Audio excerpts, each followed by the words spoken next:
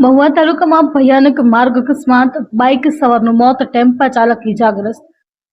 મહુવા તાલુકાના ઘાટસોરા અને ભાદોડ વચ્ચે આજે સવારના સમયે ભયાનક માર્ગ અકસ્માત બન્યો હતો।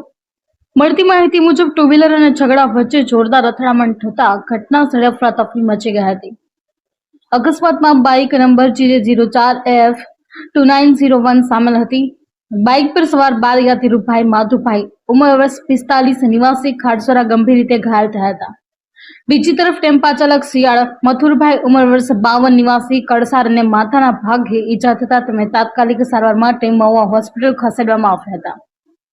ધીરુભાઈને મહુવા હોસ્પિટલમાં પ્રાથમિક સારવાર આપવામાં આવ્યા બાદ વધુ સારવાર માટે ભાવનગરની ખાનગી હોસ્પિટલ ખસેડવામાં આવ્યા હતા, જ્યાં સારવાર દરમિયાન તેમનું મૃત્યુ થયું। અકસ્માત બાદ સ્થાનિક પોલીસ ઘટનાસ્થળે પહોંચી તપાસ હાથ ધરી છે। માર્ગ પર ભારે વાહન વ્યવહારને કારણે થોડી વાર માટે ટ્રાફિક જામ જેવી પણ સ્થિતિ સર્જાઈ હતી। Sunny Goswami, GA news, Mahuva.